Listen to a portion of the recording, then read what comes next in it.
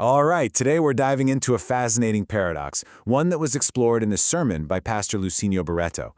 It's a question that really gets to the heart of modern faith in Brazil, taking a hard look at the gap between just having a religious title and actually living a transformed life. It's a powerful critique that forces a tough question. What does it really mean to live a life of faith? Let's get into it.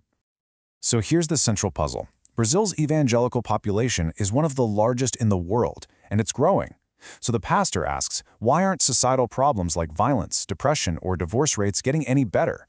If so many people identify as Christian, why isn't the country seeing this deep, positive transformation? To explain this disconnect, the source material introduces a really powerful and unusual metaphor, a pretend wife. It's an idea taken from a TV series, and honestly, it's the key to understanding the entire argument. This whole pretend wife analogy, it's the perfect lens to understand what the pastor calls a faith of appearances, a faith that looks right on the outside but lacks any real substance on the inside.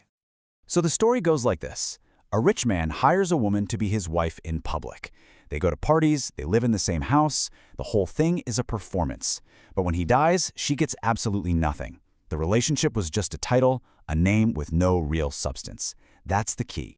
To take this from analogy to reality, the sermon points to some pretty concrete data. Look at this number, 41%. What could this possibly represent? That 41% comes from a survey showing the percentage of Brazilian evangelicals who use online betting sites. For the pastor, this is a glaring example of the problem. A huge number of people who publicly identify with a certain faith are, in private, engaging in activities that seem to contradict its core principles. It just highlights that gap between what we say and what we do. This phenomenon, having the name without the reality, is at the very core of the pastor's diagnosis. He gives it a specific term, Nominal Christianity. The term is Nominal Christianity, and the definition is simple, but so powerful. It's religion without transformation. It means carrying the label, the name, Christian, but not experiencing the deep internal change that's supposed to come with it. It's the pretend wife scenario, just applied to faith. So where does this come from? The sermon suggests two possibilities. Is it flawed preaching? Pastors offering an easy gospel that doesn't demand anything from the follower? Or is it the listener's choice? People who hear the true message, but consciously decide they just want the title, not the commitment. The source leaves the question open, a problem with the message or with the reception. To emphasize what a genuine conversion should feel like, the pastor uses this really vivid quote. His point is that a real encounter with the divine should be so significant, so life-altering, that it's impossible to forget. It's not a minor detail in your life story, it's the event that redefines the entire narrative. So if a nominal faith is this common, how do you recognize it? The source material lays out several key characteristics or symptoms, if you will. The first symptom is a major disconnect between belief and behavior. This is the person who is Christian because of culture or family tradition, not personal conviction. They might know all the Bible stories, but those stories don't actually shape their daily decisions. The result, the pastor argues, is a life that doesn't produce positive change and might even push others away from faith. The second sign is a focus on appearance over authenticity. This shows up in consistent church attendance or going to religious events, but without experiencing any real internal change. It's about keeping up appearances and valuing what other people think more than one's own genuine spiritual state.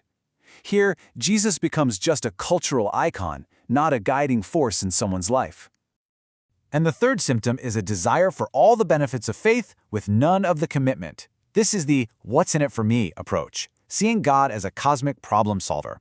According to the sermon, this person wants the destination, heaven, but they're not interested in the journey of sacrifice, self-reflection, and change it takes to get there.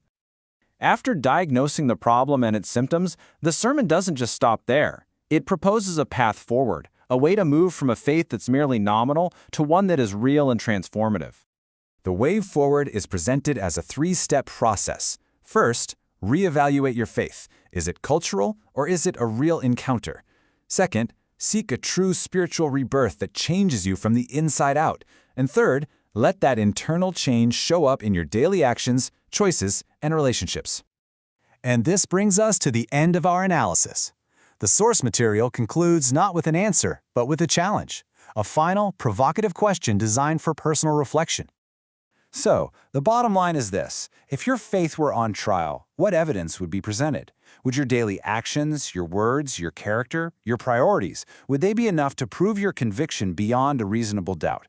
It's a powerful question to end on, turning an explanation into a moment of deep, personal reflection. Why does this matter? Because it challenges us to consider if our beliefs are just a name we carry or the very core of who we are.